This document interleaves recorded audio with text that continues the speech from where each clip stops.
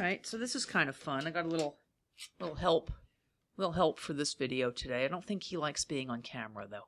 Just thinking he may not want to turn this into a cat video channel, right? I don't know. All right, so today we're going to look at why dividend-paying ETFs deserve a place in your portfolio. Now, income investing is a really important part of retirement, but, I still see plenty of retirees who think their portfolios should be all growth all the time because they've gotten used to rocket ships like NVIDIA, up until yesterday, actually, Supermicro, but, a lot of these domestic growth stocks that have just taken off. But dividend investing lowers risk, it gives retirees consistent income, also potential growth, inflation protection, and portfolio stability. Sounds pretty good, right? Now, it actually might be better than you think. According to research from S&P Dow Jones, dividends account for nearly 40% of the total return of the S&P over the past 90 years. And if you don't want to get into stock picking, the dividend-paying ETFs make the whole process easier. This is the ProShares S&P 500 Dividend Aristocrats ETF, ticker symbol NOBL. Noble Aristocrat, get it? So this ETF exclusively holds companies that have increased their dividends for at least 25 years in a row. These are high-quality, time-tested businesses with strong financials. Now, this ETF is diversified across 66 stocks. No holding is weighted above 1.78%. So that means that no single company dominates, and that reduces risk. Has a yield of 2.02%, offers steady income, although the expense ratio of 0.35%, that's a little higher than you might like.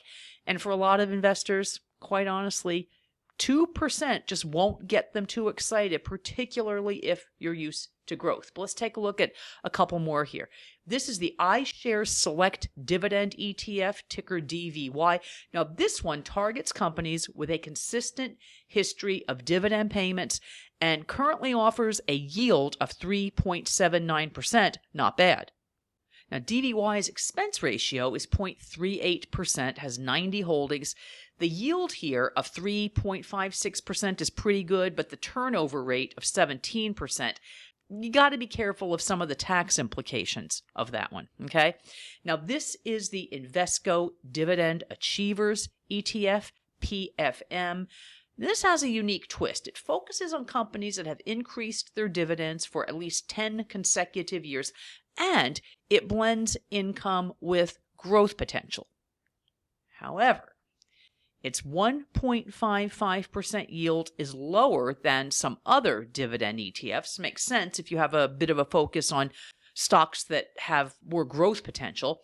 And its dividend growth rate of 4.05%, that's also less than some other ETFs. Now, having said that, its exposure to growth-oriented stocks could make it appealing for investors who want a balance between income and capital appreciation. And, that becomes understandable when you see the top stocks here are Microsoft, Apple, and Broadcom. Next up, let's look at the SPDR S&P Dividend ETF, ticker SDY. This one tracks the S&P High Yield Dividend Aristocrats Index. That's a lot to say. It includes companies that have increased dividends for 20 years in a row. Now, unlike other dividend ETFs, this one is yield weighted. And that increases exposure to higher paying dividend stocks. In general, mid caps have higher yields than larger stocks. Now, this ETF has a 2.53% yield, not bad. A high turnover rate, though, of 55%, and you really need to keep the tax implications in mind when you're looking at something with that high of a turnover rate. And finally, this is the Vanguard Dividend Appreciation ETF, ticker VIG. It's one of the larger dividend-focused ETFs with over $88 billion under management. It tracks companies with a history of growing their dividends year after year. Now, this ETF's expense ratio is just 0.06%. It's one of the lowest among dividend ETFs, very consistent with Vanguard as a fund family emphasizing low costs. Has a yield of 1.70%.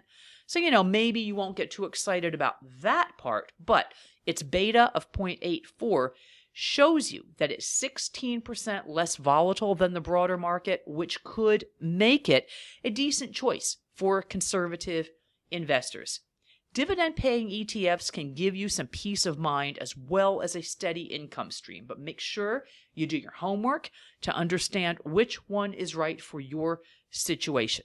And if you're interested in learning more about dividend investing, subscribe to this channel for more insights and strategies every week. Or who knows, more cat videos, maybe. And in the description below, you will find a link to my free ETF report on asset allocation.